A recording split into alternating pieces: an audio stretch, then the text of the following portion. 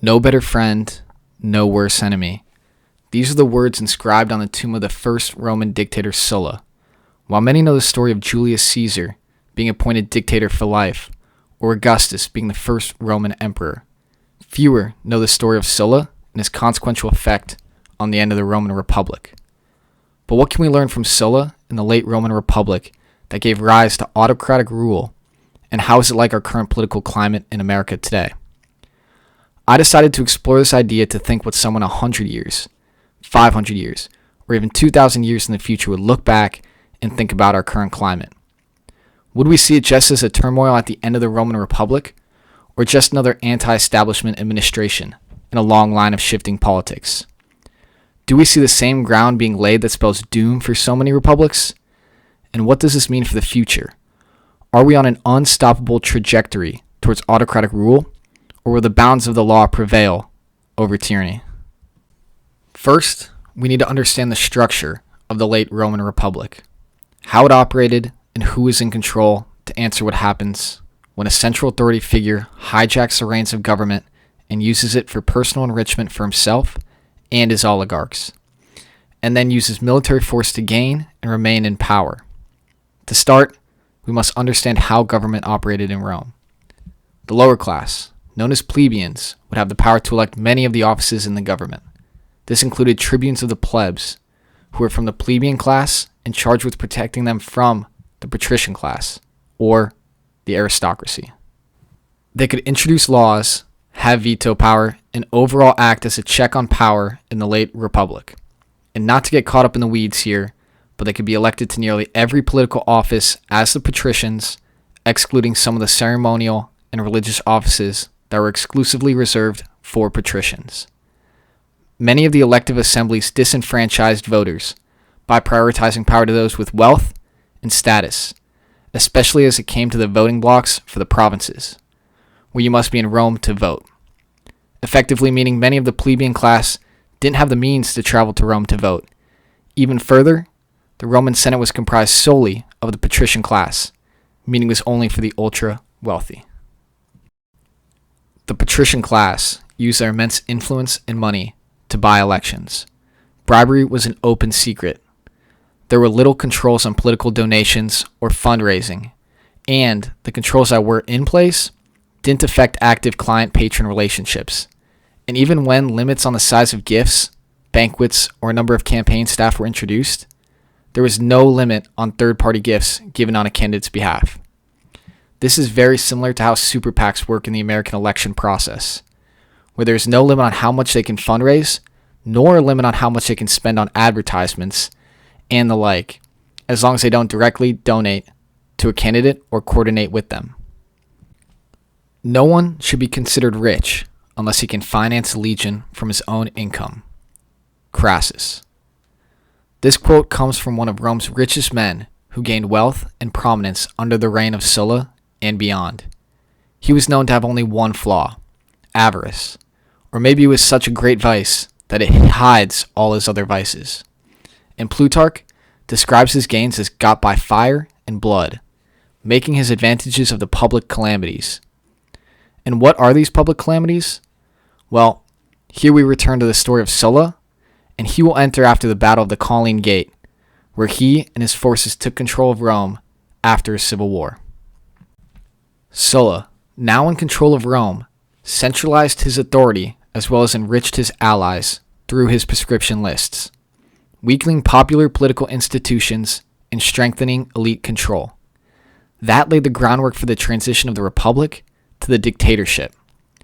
Prescriptions were official lists of Roman citizens condemned to death without a trial, in which their property would be forfeit to the state. And any Roman citizen who had killed the prescribed would have immunity and even a reward for helping kill them. These lists would be hundreds of names long, and for those unlucky enough to escape the city, would be hunted down. This served the first goal of Sulla, destroying the opposition. With many in the opposition being part of the ultra-wealthy patrician class, their properties were quite desirable. This achieved Sulla's second goal of securing and repaying his allies. These properties would be sold at auction to them at bargain prices, letting men like Crassus become extremely wealthy. Other men also gained wealth and status, like Pompey. Pompey, Crassus, and Julius Caesar would form what we call the First Triumvirate. These elite figures will be the most dominant men in politics for the next decades.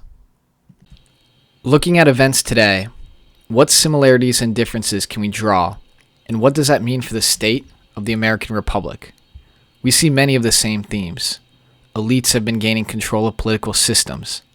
Donald Trump has enriched his allies at the popular expense, and the bounds of the law have been pushed to their limits. Earlier I mentioned that the client-patron system of Rome allowed for nearly unlimited political contributions. This has been brought to the forefront of American politics, with figures like Elon Musk, the world's richest man, donating and creating a super PAC. Through that, and personal donations, he has spent over $291 million on candidates, PACs, and other organizations to support Republican candidates. Lobbying has been used to buy influence from politicians and push agendas against the interests of Americans. Others, like Larry Ellison, another one of the wealthiest men in the world, and his son are building the largest media empire in the U.S., currently targeting Warner Brothers Discover for their ownership of CNN to reshape the network in a likely pro-Trump image, and using their current ownership of CBS and 60 Minutes to shut down stories that reflect poorly on Trump. And seemingly in return, he has brokered a deal to give Oracle, Larry Ellison's company, the majority stake in U.S. TikTok. Donald Trump has also enriched himself and his allies at the expense of Americans. Many are familiar with Trump Coin, in which he has championed himself as creating America as the crypto capital of the world, only to start with dropping what boils down to a shitcoin. He has been estimated to earn $315 million from this. Additionally, with his World Liberty Financial creating a stablecoin in which he earns a cut in every sale. Steve Witkoff, Trump's dealmaker, is also part owner of World Liberty Financial. Additionally, we've seen that there are major financial transactions taken before a major announcement, such as when Trump imposed a 100% tariff on China. An unknown trader had placed a 10 times leverage short on Bitcoin and Ethereum, overall netting him more than $160 million with what is quite clearly a case of insider trading. And this isn't the only time that something like this has happened. Additionally, other allies such as Elon Musk, Peter Thiel, and Jared Kushner have had their companies receive large government contracts while also being prominent supporters and donors to Trump and his campaign. A couple of them even have prominent roles in the administration. Or, in the case of Peter Thiel, he created the golden boy, J.D. Vance. If you must break the law, do it to seize power. In all other cases, observe it. Julius Caesar. Trump has pushed this thinking to the max. He has assaulted institutions to take control and push his agenda. He has called into question the independence of institutions such as the Federal Reserve, academia, the Supreme Court, and cultural institutions like museums. The Federal Reserve is commonly seen as being independent, focusing on its dual mandate instead of being a political institution. Recently, Trump has tried to oust one of the Fed chairs, Lisa Cook, to replace with the Loyalists, in his stated goal to lower interest rates quicker than the current pace. He has publicly attacked Fed Chair Jerome Powell for his inaction, calling him a loser, even seeking the ability to fire him. Now, all his top candidates are yes men to his agenda.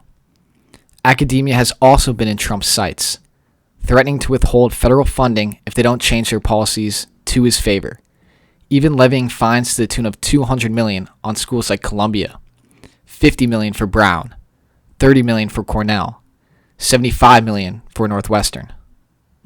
This doesn't even consider federal grants withheld that force schools to shape themselves to his liking.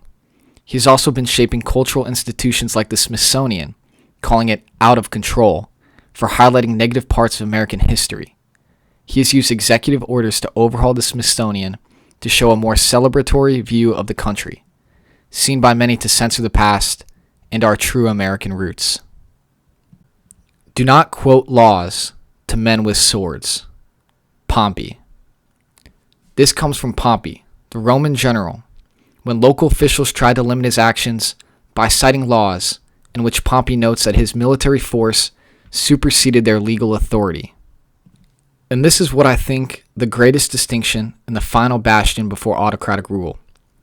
Trump has done much in the way of reshaping America in his image, and it all comes down to will it come by force or executive power that has and will be consistently challenged in court. While some may say his deployment of National Guard troops to cities he deems violent constitute an occupation, the reality of the situation is that it is very performative. Deployments have been about 300 to cities like New Orleans and Chicago. Additionally, many see ICE as a tool of his militarized autocratic power. Yet, they are similarly performative, posting violent edits to appease his base and show progress, yet have not released official deportation numbers since 2024. The only numbers mentioned have come from the Trump administration, which are, quite frankly, unreliable. As it stands, there are many themes that echo from the end of the Roman Republic that I see today.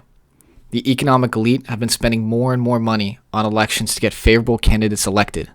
Some would say buying elections.